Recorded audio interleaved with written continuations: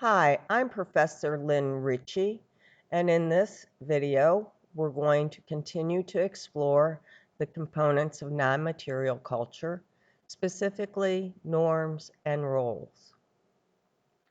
Norms are behavioral expectations that we have of other people that are not dependent on our statuses. Some examples of norms might include the behavioral expectations that we have regarding hygiene, our time orientations, our fashion, and our social etiquette. Roles are behavioral expectations that are attached to specific statuses.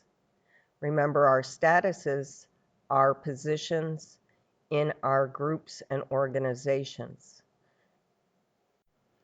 An organizational chart is a great place to see how statuses and roles operate. If we look at an organizational chart, we will notice that all the positions within the organization are listed within the chart. Maybe these are job titles: a general manager, a sales clerk, a customer.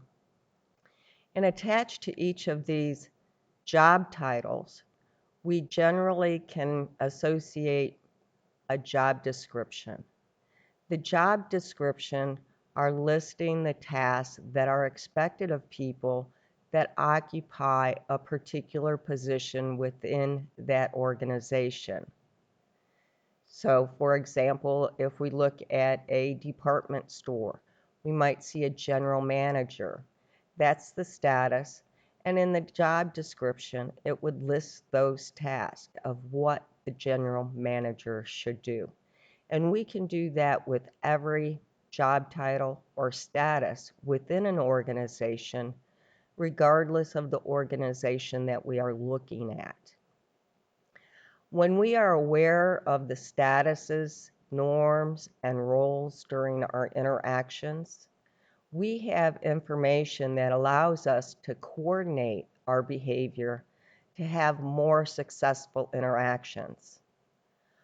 All of our behavioral expectations, whether they are norms or roles, are cultural messages that we are learning from others during our socialization process. We're going to continue to explore statuses and roles in upcoming videos. For now, what I want to do is to focus on specific types of norms. In anthropology and sociology, we recognize 4 types of norms. The first type of norms that we can observe are folkways.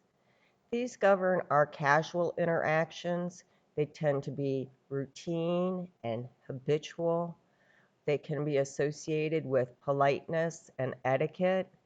There is no real moral significance to our folkways, and there's no significant consequences if we violate these folkways, these informal norms. A good example of this is how we wait our turn in line, or queuing norms. Here in the United States, we form a line. We expect no cutting. It is first come, first serve, and you wait your turn. Of course, there can be variations on that, and there's some countries that are more concerned about queuing norms than others.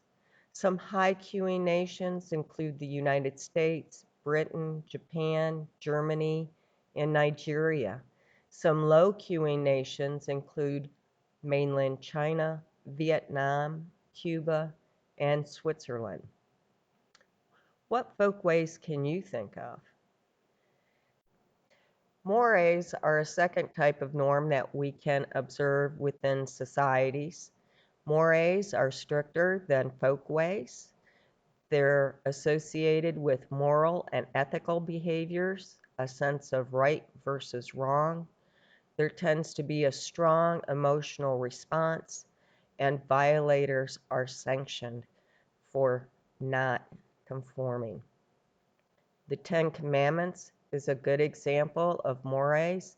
Uh, these are found within Judaism, Christianity, and Islam. The third type of norm we can observe are taboos. These are strict prohibitions of a behavior. They are usually associated with killing, hunting, sex, reproduction, the dead, and food.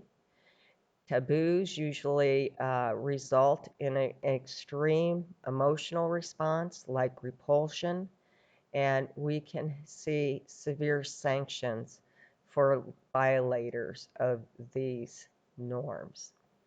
Some food taboos that we can see in Islam would include the consumption of alcohol, the consumption of blood, any animal found dead, sacrificial food, pork, animals with fangs, and birds of prey.